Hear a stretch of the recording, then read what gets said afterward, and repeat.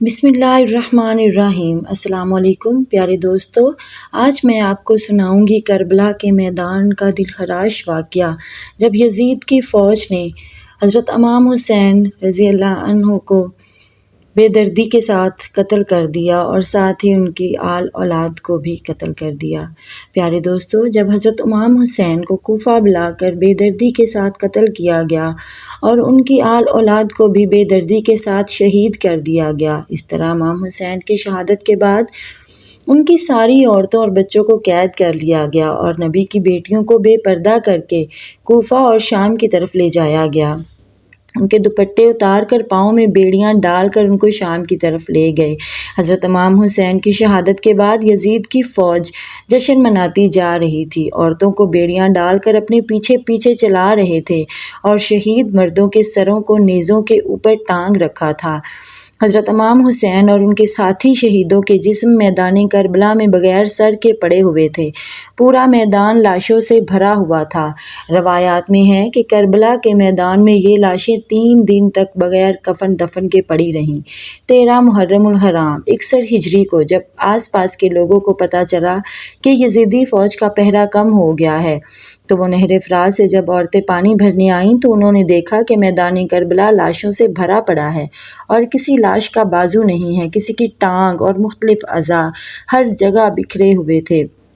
جب عورتوں نے دل کو لرزا دینے والا یہ منظر دیکھا تو بھاگتے ہوئے اپنے گھروں کو گئیں اور اپنے مردوں کو سارا ماجرا سنایا اور کہا، اس کربلا کے میدان میں حضرت محمد صلی اللہ علیہ وآلہ وسلم کا خاندان تھا، شاید یزید نے ان کو شہید کر دیا ہے، ان کی لاشیں جگہ جگہ بکھری ہوئی ہیں اور ان کے خیموں کو انہوں نے جلا دیا ہے۔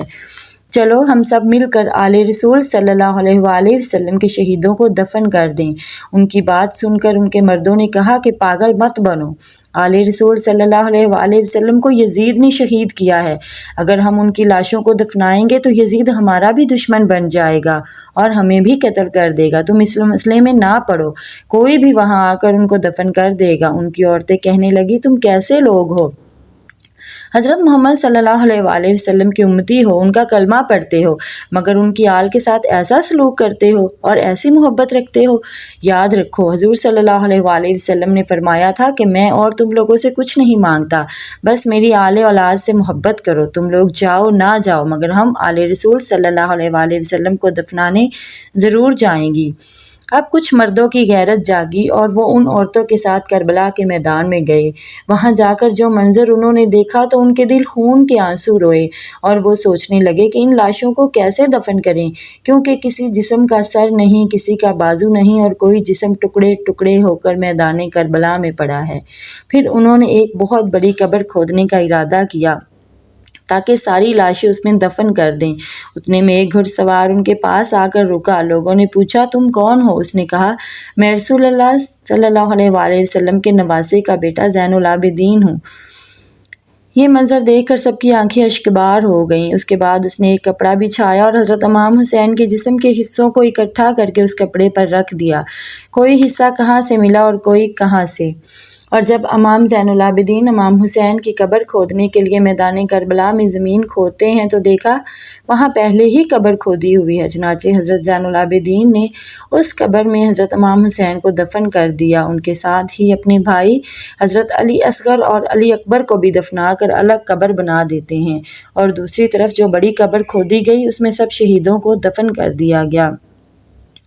پیارے دوستو، اس جگہ کو آج بھی گنج شہیدہ کہا جاتا ہے جہاں تمام شہداء کے جسم مبارک ایک ساتھ دفن کیے گئے ہیں۔